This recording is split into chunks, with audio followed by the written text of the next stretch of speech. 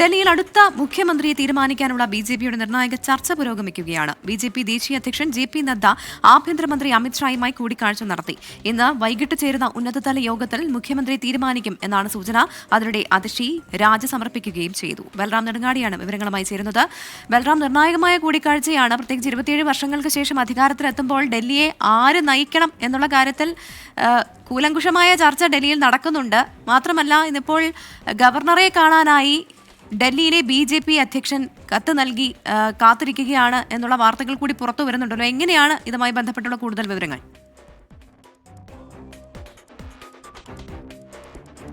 പ്രവിത, ഡൽഹിയുടെ അടുത്ത മുഖ്യമന്ത്രിയെ തീരുമാനിക്കാനുള്ള തിരക്കിട്ട ചർച്ചകൾ, കൂടിയാലോചനകൾ എന്നിവയാണ് ഡൽഹിയിൽ ഇന്ന് രാവിലെ മുതൽ നടക്കുന്നത്. രാവിലെ ആഭ്യന്തരമന്ത്രി അമിത്ഷായെ ബിജെപി ദേശീയ അധ്യക്ഷൻ ജെ.പി. നദ്ദ സന്ദർശിച്ച് ഏതാണ്ട് 1 മണിക്കൂറോളം ചർച്ച നടത്തിയിരുന്നു. അതിൽ ഡൽഹിയുടെ അടുത്ത മുഖ്യമന്ത്രി, ഒപ്പം തന്നെ എങ്ങനെയായിരിക്കണം ചടങ്ങ് ഉൾപ്പെടെയുള്ള കാര്യങ്ങൾ ചർച്ചയായതായാണ് വിവരം. ഒപ്പം തന്നെ അല്പസമയത്തിനകം തന്നെ മറ്റൊരു യോഗം മുഖ്യമന്ത്രിയെ തീരുമാനിക്കുന്നതുമായി ബന്ധപ്പെട്ട് ചേരുന്നുണ്ട്. ബിജെപി സംസ്ഥാന അധ്യക്ഷൻ വീരേന്ദ്ര സച്ദേവ വിളിച്ചു ചേർത്ത നിയുക്ത എംഎൽഎമാരുടെ യോഗമാണ് അത്. 48 നിയുക്ത എംഎൽഎമാരും ഈ യോഗത്തിൽ പങ്കെടുക്കും. ഇതിലും മുഖ്യമന്ത്രിയുടെ കാര്യം അടക്കമുള്ള വിഷയങ്ങൾ ചർച്ചയാകും എന്നാണ് നമുക്ക് ലഭ്യമാകുന്ന വിവരം. ഒപ്പം മുഖ്യമന്ത്രിയുടെ കാര്യത്തിൽ അന്തിമ തീരുമാനമെടുക്കാനുള്ള യോഗം എന്നുള്ളത് ഇന്ന് പ്രധാനമന്ത്രിയുടെ അധ്യക്ഷതയിൽ ചേരുന്ന ഉന്നതതല യോഗമാണ്. പ്രധാനമന്ത്രിയെ കൂടാതെ ആഭ്യന്തരമന്ത്രി അമിത്ഷാ, ദേശീയ അധ്യക്ഷൻ ജെ.പി. നദ്ദ എന്നിവരായിരിക്കും ഈ യോഗത്തിൽ പങ്കെടുക്കുക.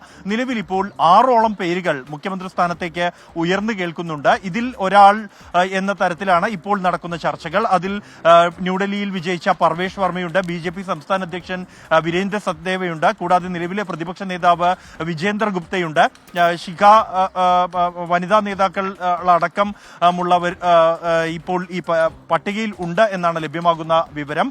എന്നാൽ ഇക്കാര്യത്തിൽ ഒരു അന്തിമ തീരുമാനം എന്നുള്ളത് പ്രധാനമന്ത്രിയുടേത് മാത്രമായിരിക്കുമെന്നാണ് ബിജെപി ദേശീയ നേതൃത്വത്തിൽ നിന്നും ലഭ്യമാകുന്ന വിവരം. നേരത്തെ മധ്യപ്രദേശിലും ഛത്തീസ്ഗഡിലും രാജസ്ഥാനിലും സമാനമായി ഒരു സർപ്രൈസ് കാൻഡിഡേറ്റ് അവസാന നിമിഷത്തേക്ക് എത്തുമോ എന്ന് തന്നെയാണ് എല്ലാവരും ഉറ്റുനോക്കുന്നത്. അതേസമയം അതിഷി ഇന്ന് ലഫ്റ്റനന്റ് ഗവർണറെ കണ്ട രാജി സമർപ്പിച്ചിട്ടുണ്ട്. ഒപ്പം തന്നെ സത്യപ്രതിജ്ഞ ചെയ്യുന്നതിന് മുമ്പായി തന്നെ ചില പ്രഖ്യാപനങ്ങളും ബിജെപിയുടെ നിയുക്ത എംഎൽഎമാരുടെ ഭാഗത്തു നിന്നും വന്നിരിക്കുന്നു. മുസ്തഫാബാദിൽ നിന്നും വിജയിച്ച മോഹൻ ബിഷ്ട് അദ്ദേഹം പ്രഖ്യാപിച്ചിരിക്കുന്നത് തന്റെ മണ്ഡലത്തിന്റെ പേര് മാറ്റും എന്നുള്ളതാണ്. ശിവപുരി എന്ന പേര് മാറ്റും എന്നാണ് അദ്ദേഹത്തിന്റെ പ്രഖ്യാപനം. ഇത്തരത്തിൽ ബിജെപിയുടെ നിയുക്ത എംഎൽഎമാർ തന്നെ പ്രഖ്യാപനങ്ങൾ ആരംഭിച്ചു കഴിഞ്ഞിരിക്കുന്നു. പ്രധാനമന്ത്രിയും ഇന്നലെ ബിജെപിയുടെ ഭരണത്തിൽ ഡൽഹി ഇരട്ടി വേഗതയായിരിക്കും വികസനത്തിൽ കൈവരിക്കുക എന്ന പ്രഖ്യാപനം നടത്തി. ഡൽഹിയെ ഒരു മാതൃകാ വികസന നഗരമാക്കി മാറ്റുമെന്ന പ്രഖ്യാപനമാണ് ബിജെപി നടത്തിയിരിക്കുന്നത്.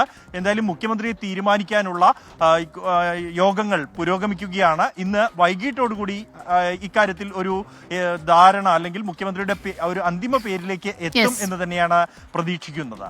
അതെ, ഡൽഹിയെ ആര് നയിക്കും, അതാണ് ചോദ്യം. ബൽറാം നെടുങ്ങാടിയാണ് വിവരങ്ങളുമായി നമുക്കൊപ്പം ചേർന്നത്. അതുപോലെ ജയിച്ച എംഎൽഎമാരും മണ്ഡലത്തിന്റെ പേരൊക്കെ മാറ്റുക, അങ്ങനെയുള്ള കാര്യങ്ങളൊക്കെ അവിടെ നടക്കുന്നുണ്ട്.